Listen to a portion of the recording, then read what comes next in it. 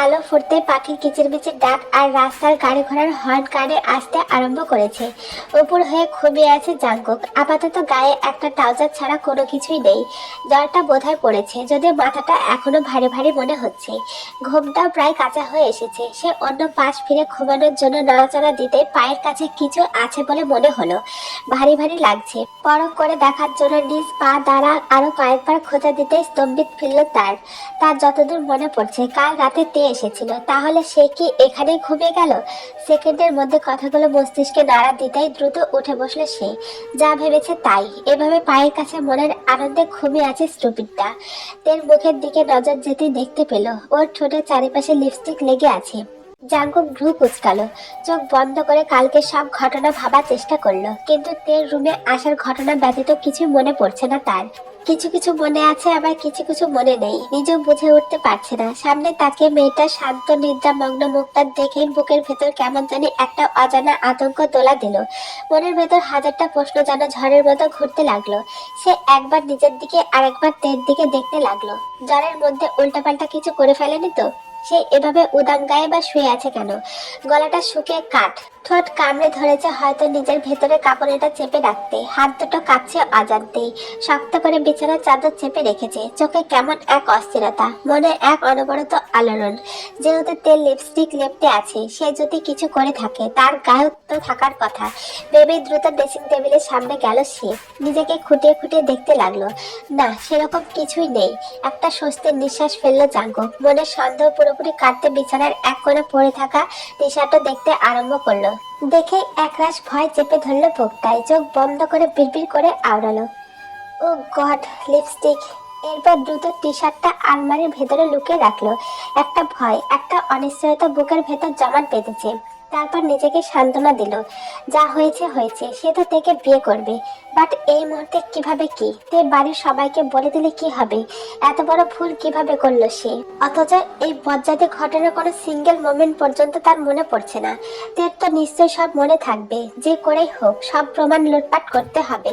এই ভেবে সে একটা টিস্যু নিয়ে তের পাশে গিয়ে মেঝেতে হাঁটু মুড়ে বসলো। মুখের ওপর এলোমেলো পড়ে থাকা চুলগুলো আলতো হাতে কানে গুজে দিয়ে এক দৃষ্টিতে চেয়ে থেকে একটা শুকনো ঢোক গিলল সে। আশ্চর্যজনকভাবে তের কাছে গিয়ে যেন একটু আগে করা সব চিন্তা ভাবনা খেয়ে বসলো। ঠোঁট জোড়া খুব বাজেভাবে আকৃষ্ট করছে তাকে। হাত মুষ্টিবদ্ধ করে নিজেকে সামাল দিয়ে লিপস্টিক মুছতে আরম্ভ করলো। এক পর্যায়ে তের দিকে মুগ্ধ নয়নে চেয়ে থেকে গাইতে আরম্ভ করলো। আমার যেহেতু গলাটা বসে গিয়েছে, তাই ফাটা গলায় গানটা গাইতে পারলাম না, তো আমি গানটা লিখে দিলাম, তোমরা দেখে নাও।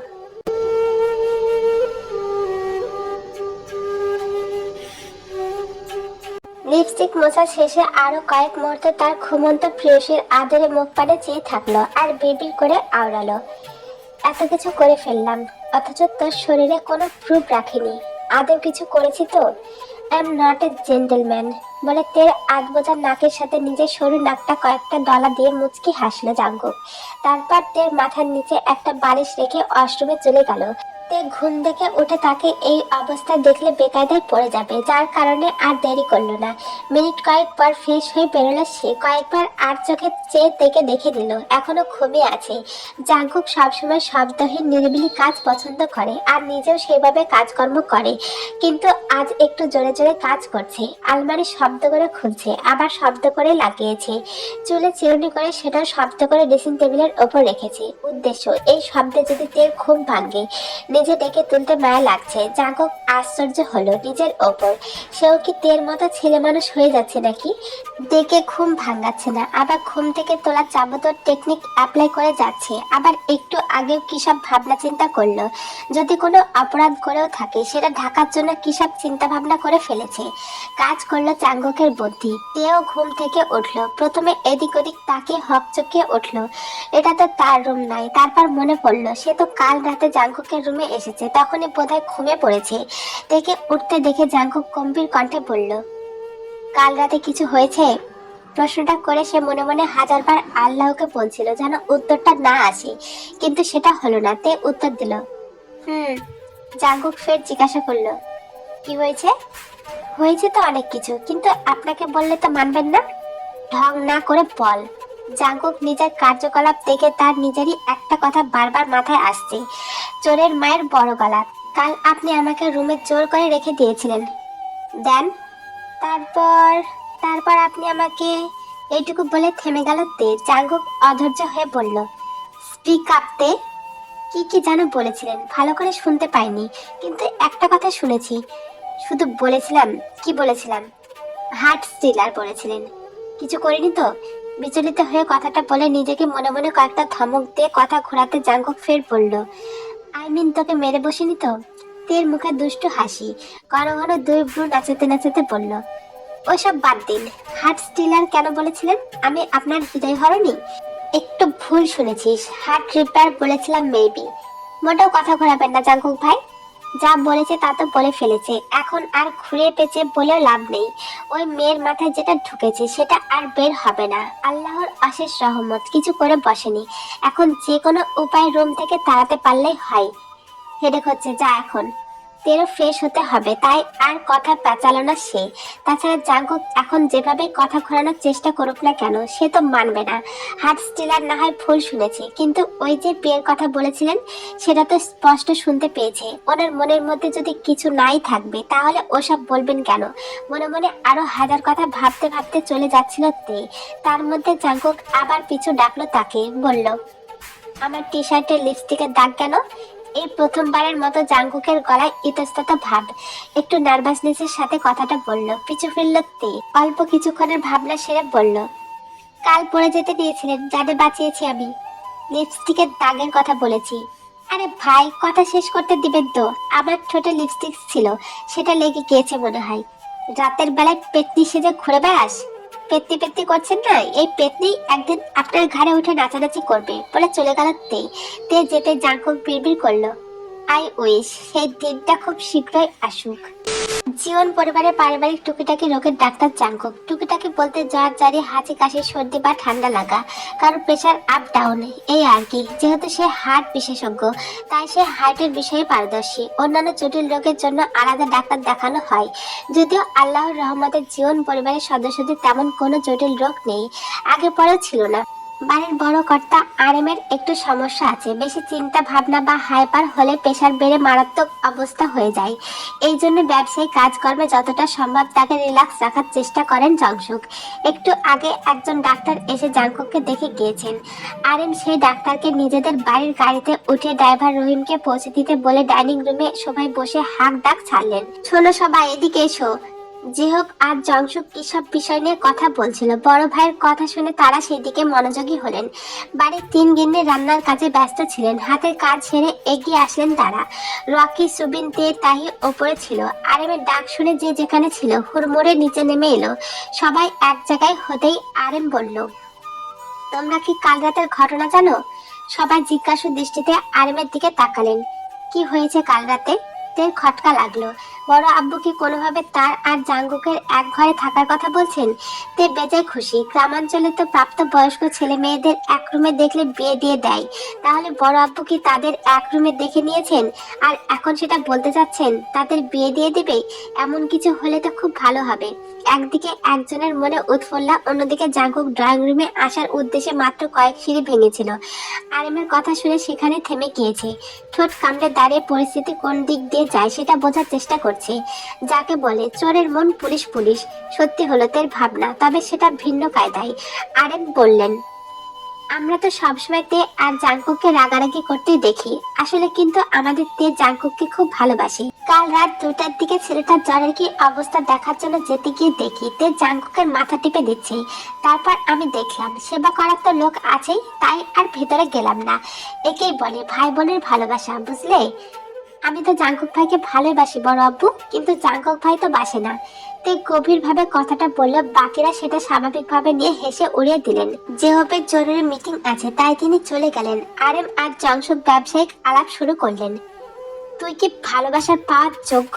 কথাটা বলতে বলতে সিঁড়ি বেয়ে নেমে সোফাতে বসলো জাঙ্কুক। তে একটা ভেঙচি কাটলো আর মনে মনে বলল, শুধু কাল রাতের কীর্তিকলাপ একবার বলি, মুখ দেখানোর জায়গা পাবেন না তাজার মশাই। ইউনকে বললেন, কে বলেছে জাঙ্কুক তোকে ভালোবাসে না? একটা কাহিনী শোন। সবাই বাড়তি মনোযোগ হলো। ইয়ঙ্গি বলা শুরু করলেন, তখন তোর বয়স 4 বা 4.5। রাতে জাঙ্কুক তোকে নিয়ে যাবে বলে বায়না ধরে, কিন্তু তুই যাবে না। তখন জাঙ্কুক কাঁদো কাঁদো হয়ে তোকে কোলে নিয়ে অনুরোধ করতে থাকে, আয়নাতে অনেক আদর করবো, মোটেও মারবো না, সকাল হলে চকলেট কিনে দেবো। কিন্তু তুই যাবে না বলে কান্নাকাটি করছিস আর জাঙ্কুকের মুখের ওপর চড় মারছিস। তারপর মেজবাবু বলে, একটু সুন্দর সুন্দর নামে ডাক, চলে যাবে। তখন জাঙ্কুক বলে, এইটুকু বলে অট্ট হাসিতে ভেঙে পড়েন ইয়ঙ্গি, সাথে বাকিরাও। জাঙ্কুক মুখে হাত দিয়ে হাসি আড়াল করার চেষ্টা করে যাচ্ছে, আর তে উৎসুক হয়ে পড়ে আছে ছোট মায়ের পরবর্তী কথাটুকু শোনার জন্য। তখন তো তে ভালোই ছোট ছিল, তাই ঘটনার কিছুই তার স্মৃতিতে নেই। তাই সে তাড়া দিয়ে বলল, তারপর বলুন ছোট মা। তের ধারণা তারপর সে জাঙ্কুকের নাক বরাবর একটা বক্সিং লাগিয়ে দিয়েছিল, তাই এত উৎসাহ তার। কিন্তু জাঙ্কুক ভাই ঠোঁট টিপে হাসছেন কেন? সমীকরণ মেলাতে পারছে না তে। ইয়ঙ্গি হাসতে হাসতে বলতে লাগলেন, তারপর আর কি, তখন তুই ন্যাড়া ছিলি আর একদম গ্যাদা কালে পায়খানা করে সেটার ভিতর হাত ঢুকে দিতি। তখন জাঙ্কুক বলে, আয় না ডাকলু পাখি, পটি খাওয়া পাখি আমার, প্লিজ আয়। চুপ করুন ছোট মা, আর শুনবো না, চিৎকার করে বলে ওঠে তে। এতে যেন সবাই আরো বেশি হেসে ফেলে। জাঙ্কুক আর চোখে চেয়ে তের কাণ্ড দেখছে, মুখের হাসি কোনো কায়দায় চেপে রাখলেও চোখ হাসছে তার। আয়ু বেগম বললেন, তারপরের কাহিনী বলবি না ছোট? ইয়ঙ্গি ফের বলতে শুরু করলেন, তারপর তো তুই গেলি, ঘুমিয়েছিস। এখন সকালে জাঙ্কুক ঘুম থেকে উঠে মেজবুপুর কাছে এসে বলে, জানো মেজমা, রাতে তোমার মেয়ে কি করেছে? মাঝরাতে আমাকে ঘুম থেকে তুলে বলে, জাঙ্কুক ভাই, জাঙ্কুক ভাই, আমি একটা পাত দেব। তে আর এক মুহূর্ত দেরি করলো না, এক দৌড়ে নিজের রুমে চলে গেল। সুযোগ পেলে সবাই তাকে লজ্জায় ফেলে, ছোটবেলায় কি না কি করেছে, এখন সেটা সবার সামনে বলতে হবে। এখন তো সে বড় হয়েছে, সবকিছু বোঝে, লজ্জা পায় না বুঝি? ছোট মা কিভাবে তার সম্মানহানি করে দিলেন, এখন তো রকি সুবিনও তাকে খেপে মারবে। তে আর জিমিন বসে আছে শহরের এক কোচিং সেন্টারে। প্রথম হওয়ার স্টুডেন্টও খুব বেশি নয়, 20 থেকে 25 জন। কোচিং এ আজকে তের প্রথম দিন হলেও জিমিনের তৃতীয় দিন। জিমিনের মাধ্যমে মূলত এই কোচিং এ ভর্তি হওয়া। সকাল 10:30 থেকে পড়া শুরু করার কথা ছিল, সেখানে 10:45 বেজে গিয়েছে, কিন্তু টিচার এখনো আসেননি। কিছু ছেলে মেয়ে কোচিং এর অন্য ভাইয়াদের কাছে জিজ্ঞাসা করলে তারা বলেন, ভাইয়া একটু কাজে আটকে গেছেন, আর 5 মিনিট ওয়েট করো তোমরা। ইতিমধ্যে 5 মিনিটের 3 মিনিট পার হয়ে গিয়েছে। তে বিরক্ত ভঙ্গিতে বলল, ধুর, প্রথম দিনে যদি ভাইয়া এত লেট করে আসেন, ভালো লাগে বল? তোর তো এমনিতেও মুড ভালো নেই। জাঙ্কুক ভাইয়ের কি জ্বর কমেনি? আরে কমেছে, আমি কি সবসময় ওনাকে নিয়ে ভাবি নাকি? আশ্চর্য। আচ্ছা তাহলে শোন, এই কেমিস্ট্রি ভাইয়াটাও কিন্তু সেই হ্যান্ডসাম, আমি তো প্রথম দেখাতেই ফিদা। নাটকীয় ভঙ্গিমায় বলল জিমিন, তুই কোথা থেকে দেখলি? ফর্ম নিতে এসে দেখেছিলাম, তাছাড়া আমি 2 দিন ক্লাসও করেছি, ভালো পড়ান, কিন্তু নতুন, আমরা ওনার ফার্স্ট ব্যাচ। এইটুকু বলে জিমিন থেকে ইশারাতে বাইরে দেখিয়ে পড়ল, ওই যে চলে এসেছেন। তার কণ্ঠে চাপা উত্তেজনা। যুবকটাকে দেখে তেজ চক্ষু চড়ক গাছ। ইনি এখানে কি করে? সে যতদূর জানে সুগাদের পারিবারিক ব্যবসা আছে, সে সেটা দেখাশোনা করে। তাহলে কোচিং সেন্টার কবে খুলে বসলো? তের হাবভাব দেখে জিমিন বলল, তুই চিনিস ওনাকে? তে কি বলবে বুঝলো না, দ্বিধাদ্বন্দ্বে ভুগতে ভুগতে বলল, হ্যাঁ মানে ওই চিনি। আর কোনো প্রশ্নের সুযোগ পেল না জিমিন।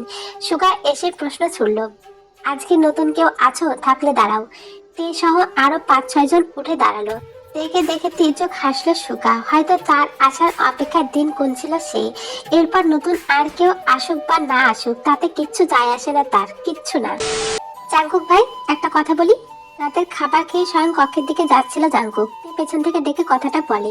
উত্তরটা যে না আসবে সে সেটা জানে, তাই তে প্রশ্ন করে উত্তরের অপেক্ষা করলো না, উক্ত কথার সাথে কথা জুড়ে বলল, আপনি তো সবসময় মানে ছোটকালে চিপা চাপাই নিয়ে আমাকে শুধু মারতেন, দাদু বলতেন। তাহলে সেই দিন রাতে আমাকে কেন নিয়ে গিয়েছিলেন? কোন দিন? ছোট মা সকালে বললেন যে তোর সম্মানহানি করতে। সামনে অগ্রসর হতে হতে নির্লিপ্ত ভঙ্গিতে উত্তর দিল জাঙ্কুক। তে জানে জাঙ্কুক মিথ্যা কথা বলছে, তবু চোখ বড় বড় করে কপট আর্তনাদ করে পড়ল, কি কি বললেন আপনি? কি কি করেছিলেন আমার সাথে? কি করবো তোর সাথে ইডিয়েট? থমকে বললে জাঙ্কুক। সত্যি কিচ্ছু করেননি তো? হ্যাঁ করেছি, সব করেছি। হ্যাপি? করেছেন যখন এখনো বিয়ে না করে বসে আছেন কেন? তাছাড়া আপনি এটা কিভাবে করতে পারলেন জাঙ্কুক ভাই? রুমে চল, কিভাবে করেছিলাম দেখাই। হাঁটতে হাঁটতে নিজের রুমের কাছে চলে আসছে জাঙ্কুক। তেও এক একটা প্রশ্ন করছে আর জাঙ্কুকের পিছু পিছু হাঁটছে। রুমের দরজায় পা থামিয়ে পেছন ফিরে তের দিকে দৃষ্টি নিক্ষেপ করে কথাটা বলে জাঙ্কুক, চলুন। জাঙ্কুক কথাটা বলার সাথে সাথে উত্তর দেয় তে, ন্যানো সেকেন্ডের মধ্যে। জাঙ্কুক অগ্নি দৃষ্টিতে তাকাতে দুই ঠোঁটের ওপর তর্জনী আঙ্গুল ঠেকালো তে, মানে চুপ। আর কোনো ফন্ডামি কথাবার্তা বলবে না সে, বলবে না মানে বলবে না। আর মনে মনে বলল, আপনি কতদিন শাক দিয়ে মাছ ঢেকে রাখেন আমি দেখবো জিয়ন জাঙ্কুক। নিজ চেম্বারে বসে আছে জেনি। কয়েক মিনিট হয়েছে হাসপাতালে এসেছে সে। আধ ঘন্টা পর থেকে রোগী দেখতে আরম্ভ করবে। আজও জাঙ্কুকের জন্য বরাদ্দ চেম্বারের দরজা বন্ধ। তার আর জাঙ্কুকের চেম্বার পাশাপাশি হওয়ায় আসার সময় নজরে পড়েছে সেটা। এই নিয়ে 3 দিন হাসপাতালে আসে না জাঙ্কুক। জাঙ্কুক যে অসুস্থ সেটা জাঙ্কুকের পার্সোনাল অ্যাসিস্ট্যান্ট থেকে জানতে পেরেছে জেনি। জাঙ্কুকের অ্যাসিস্ট্যান্টকে জিজ্ঞাসা করেছিল সে দেখতে যাবে কিনা, কিন্তু সে আগে দেখে এসেছে, তাই আর তার যাওয়া হয়ে ওঠেনি। কয়েকবার করে ভেবেছে একাই চলে যাবে, কিন্তু সাহস করে ভাবনাটা সফল করে উঠতে পারেনি। জাঙ্কুকের দিক থেকে একটু আশকারা পেলে হয়তো যেত। গেলে জাঙ্কুক স্যার হয়তো বলবেন, আই এম ফাইন। দেখতে আসার কোনো দরকার ছিল না। অবাক লাগে জেরির, নিজেদের বাড়িতে সবাই তাকে রুট বলে, সে নাকি মিষ্টি কথা বলতে জানে না। তারা যদি জিয়ন জাঙ্কুককে দেখে তাহলে কি বলবে? বলবে এটা নিশ্চয়ই কোনো যন্ত্র মানব। এই পর্যন্ত জাঙ্কুকের হাসি দেখার সৌভাগ্য হয়নি জেরির। জাঙ্কুকের দাঁত কেমন সেটাও হয়তো বলতে পারবে না সে। কথাটা হাস্যকর হলেও সত্য। কথা তেমন একটা হয় না, আর যেটুকু হয় খুব কম। সে যত চায় কথা পেঁচে দীর্ঘ করতে, কিভাবে যেন জাঙ্কুক খুব ছোট করে 2-3 শব্দে উত্তর দিয়ে দেয়। পরবর্তীতে সেই কথার পাল্টায় সে আরেকটা কথা বলবে, তার কোনো অপশন থাকে না। পৃথিবীতে আর কাউকে পেল না সে। শেষে এরকম একটা মানুষের উপরই কেন আকৃষ্ট হলো? হয়তো জাঙ্কুকের এমন স্ট্রং পার্সোনালিটি তাকে মুগ্ধ করেছে। কিছু সময় অতিক্রম হলো, তারপর জেনি ভাবলো বাড়িতে না হয় যাওয়া যায় না, ফোন করে তো খোঁজ খবর নেওয়াই যায়। সে একবার হাতে থাকা ঘড়িতে চোখ বুলিয়ে নিল। রোগী দেখতে এখনো 10 মিনিট। কয়েকবার ভেবে চিন্তে কল করলো জাঙ্কুকের মোবাইলে। খুব নার্ভাস ফিল হচ্ছে। পড়ালেখা ইন্টার্নের সময় কত প্রেজেন্টেশন দিয়েছে সে, কখনো নিজেকে এইরকম নার্ভাস লাগেনি। অথচ একটা কল করে গলা শুকিয়ে আসছে। এমনকি কলটা এখনো রিসিভও হয়নি। সে সামনে থাকা টেবিল থেকে ঢেকে রাখা গ্লাসটা তুলে এক ঢোক পানি পান করে নিল। পানি গালে দিতে কল রিসিভ হলো। সে তড়িঘড়ি করে পানিটুকু গিলে একটা সালাম দিল। জাঙ্কুক সালামের উত্তর দিল। সে নিজের নার্ভাসনেস ভেতরে চেপে রেখে স্বাভাবিক ভঙ্গিমায় জিজ্ঞাসা করলো, এখন শরীর কেমন আছে? ওপাশের ব্যক্তির রাশ ভারী কণ্ঠস্বর, ফাইন। সৌজন্যতার খাতিরে হলে জাঙ্কুক একবার জিজ্ঞাসা করা উচিত ছিল, তোমার কি অবস্থা? কিন্তু সে করলো না। জেনি অবশ্য তাতে কিছু মনে করেনি। সে নিজের ব্যক্তিত্ব বজায় রেখে বলল, আজকে তো চেম্বারে আসার কথা ছিল, আসলেন না, তাই ভাবলাম একটা কল করে জানা উচিত। আচ্ছা, এনিথিং এলস? নো। বলে আবার জেনি পড়ল, তাহলে কবে থেকে আসছেন? Next day. আচ্ছা রাখি স্যার, বাই। সে জাঙ্কুকে পছন্দ করতে পারে, তাই বলে অন্য সব মেয়েদের মতো নিজের পার্সোনালিটি হারিয়ে ছ্যাঁচড়ার মতো পেছনে লেগে থাকবে না।